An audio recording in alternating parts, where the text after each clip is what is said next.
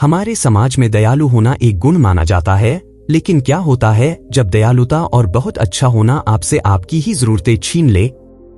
सोचिए, आप हर किसी के लिए हाजिर रहते हैं, उनकी समस्याओं का समाधान बनते हैं, लेकिन खुद के लिए समय नहीं निकाल पाते।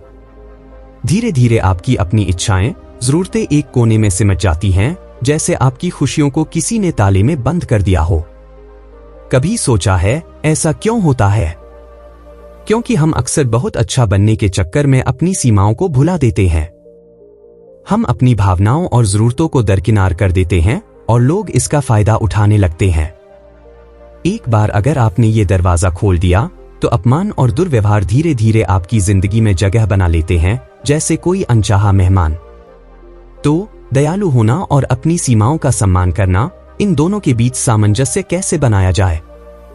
जब हम अपनी जरूरतों का बार बार बचाव करने में विफल होते हैं तो हम उन लोगों के प्रति नाराज और क्रोधित महसूस करने लगते हैं जो हमारे साथ बुरा व्यवहार करते हैं, साथ ही खुद के प्रति भी। जब हम खुद के प्रति सम्मान खोना शुरू करते हैं तो हम दुनिया को एक बेहतर जगह बनाने के अपने प्रयासों में अप्रभावी हो जाते हैं। इसलिए यह स्पष्ट है कि हमें करुणा, प्रेम और समझ की इस कड़ी पर चलने में कुशल होने की आवश्यकता है।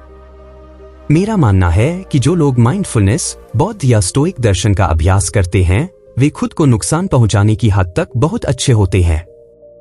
ये अभ्यासी अपनी भावनाओं को अपनी प्रतिक्रियाओं पर हावी होने देने के बजाय पल की गर्मी में रुकना और चिंतन करना सीखते हैं, जो उन्हें खुद का बचाव करने के बजाय उच्च मार्ग अपनाने के लिए प्रेरित कर सकता है।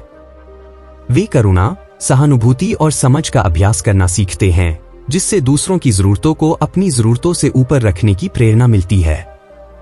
लेकिन जिस तरह करुणा आधारित जीवन जीने के ये तरीके हमें बहुत अच्छा बनने की ओर ले जा सकते हैं, उसी तरह वे बेहतर संतुलन के लिए मार्गदर्शन भी प्रदान करते हैं। इस ऑडियोबुक में मैं उन असामान्य तरीकों को साझा करूंगा जो मुझे लगता है कि करुणा और बहुत अच्छा बनने के बीच महत्वपूर्ण संतुलन बनाने के लिए है।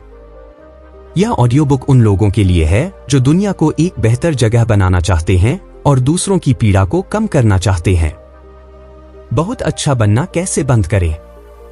यह ऑडियोबुक आपको कम दयालु होने के लिए प्रेरित नहीं करेगा, बल्कि यह बहुत अच्छा होने के नकारात्मक दुष्प्रभावों को रोकने या कम करने पर ध्यान केंद्रित करेगा। यह मुख्य रूप से इस बात पर ध्यान केंद्रित करेगा कि कैसे किसी का फायदा न उठाया जाए। लीडर बनो। मजबूत लीडर स्वाभाविक रूप से सम्मान प्राप्त करते हैं। वे दूसरों से सम्मान की स्पष्ट रूप से मांग या बल प्रयोग नहीं करते। वे लगातार सद्गुणी कार्यों के प्रदर्शन के माध्यम से सम्मान उत्पन्न करते हैं। यदि आप ऐसे व्यक्ति हैं जिनका अनुकरण दूसरे लोग करना चाहते हैं, तो वे आपका फायदा नहीं उठाना चाहेंगे। वे आप जो भी कर रहे हैं उसमें शामिल होना चाहेंगे। अपने घर में लीडर बने।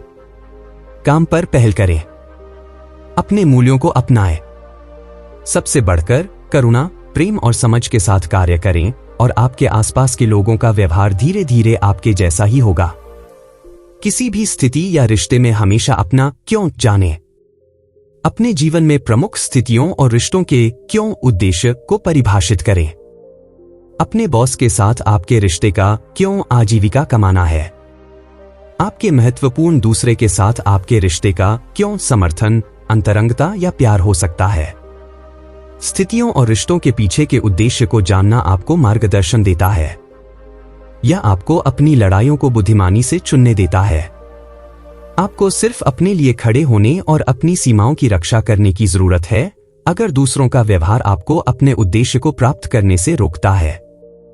जब उचित हो तो अपने सबसे करीबी लोगों को इस उद्देश्य के बारे में बताएं।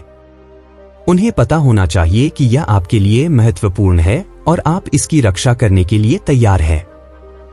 दीर्घकालिक या करीबी रिश्तों के बारे में सोचने का एक और तरीका यह सवाल पूछना है, मैं इस रिश्ते में क्या करने की कोशिश कर रहा हूं? क्या आप प्यार के लिए अनुकूलन करने की कोशिश कर रहे हैं? क्या आप सम्मान के लिए अनुकूलन करने की कोशिश कर रहे हैं? या आप मान्य महसूस करने और सही होने के लिए अनुकूलन करने की कोशिश कर रहे हैं? फिर से, रिश्ते का सही सार जानने से आपको यह चुनने में मदद मिलती है कि आपको अपना बचाव करने की जरूरत है या नहीं। सीमाओं का निर्धारण। सीमाएं निर्धारित करने के लिए ज्यादातर काम आत्मनिरीक्षण से जुड़ा होता है क्योंकि सीमाएं निर्धारित करने के लिए हमें सबसे पहले खुद को अच्छी तरह से समझना होगा। अपनी जरूरतों, मूल्यों और उद्देश्यों को जाने बिना हम दूसरों के साथ प्रभावी सीमाएं निर्धारित नहीं कर सकते।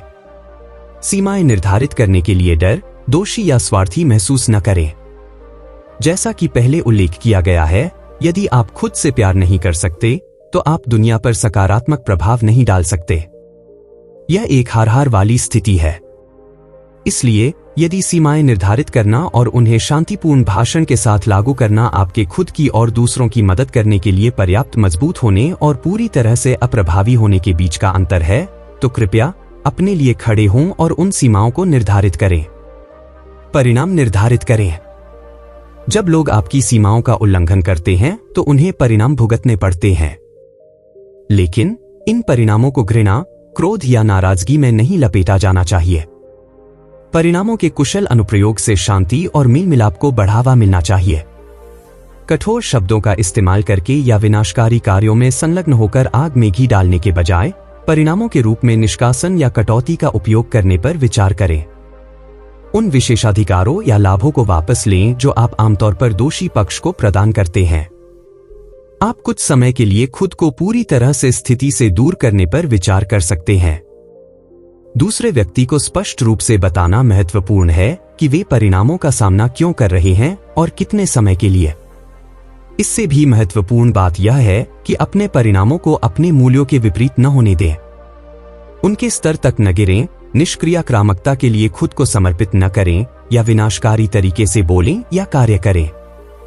हमेशा प्रेम और समझ के साथ काम करें।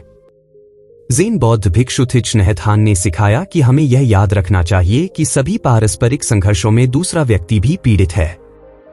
वे आसक्ति, अज्ञानता या घृणा से पीड़ित हो सकते हैं। इस पीड़ा के मूल कारणों को दूर करने या कम करने में उनकी मदद करने के लिए काम करें। उन्हें ठीक होने में मदद करने के लिए काम करें।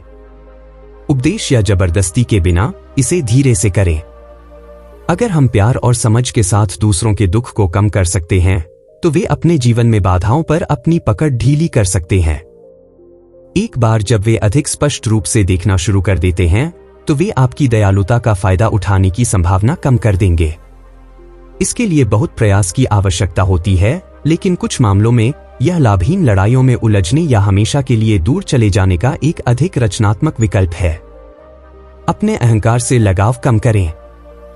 कभी कभी जो नुकसानदायक अपमान, अनादर या दुर्व्यवहार जैसा लग सकता है, वह वास्तव में सिर्फ आलोचना, सताना या लापरवाह भाषण होता है। आत्मबोध या अहंकार के इर्द गिर्द कसकर बंधी मुट्ठी के साथ इन छोटी छोटी शिकायतों का जवाब स्वतः बचाव में से एक है। यह अहंकार है जो मान्यता के लिए अपनी अंतहीन खोज के हिस्से के रूप में खुद को मुखर करता है। यदि यह आपको अपने अंतिम उद्देश्य को प्राप्त करने या अपनी सीमाओं में से किसी एक का उल्लंघन करने से नहीं रोक रहा है, तो हालांकि अहंकार आपको यह विश्वास दिलाता है कि आपको अपना बचाव करने की आवश्यकता है, इसके लिए वास्तव में कंधे उचकाने और आगे बढ़ने के अलावा और कुछ नहीं चाहिए। सभी प्राणियों के प्रति करुणा में स्वयं भी शामिल है। खुद से प्यार करें। अगर खुद से प्यार करने का मतलब है कि आपको सप्ताह में 5 घंटे व्यायाम करने की जरूरत है, तो उठ खड़े हों और उन घंटों की रक्षा करें। अगर आप खुद का ख्याल नहीं रख सकते, तो आप दूसरों का भी ख्याल नहीं रख सकते। रिश्तों और स्थितियों में अपने अंतिम उद्देश्य को जानें और अपने मूल्यों और जरूरतों को गहराई से समझें। इस ज्ञान के साथ उचित सीमाएं निर्धारित करें और उन्हें दूसरों को स्पष्ट रूप से बताएं। इन सीमाओं को लागू करने और बार बार अपराध करने वालों के लिए परिणाम लागू करने के लिए तैयार रहें, लेकिन हमेशा शांति, समझ और सुलह के अंतिम उद्देश्य के साथ ऐसा करें। अंत में याद रखें कि दूसरे लोगों के काम पूरी तरह से आपके नियंत्रण से बाहर हैं। हालांकि उनके कामों के प्रति आपकी प्रतिक्रियाएं आपकी इच्छा के अनुसार ढलने और आकार लेने की है। आपके पास अपने मन पर नियंत्रण रखने की शक्ति है, बाहरी घटनाओं पर नहीं। इसे समझें और आपको शक्ति मिलेगी।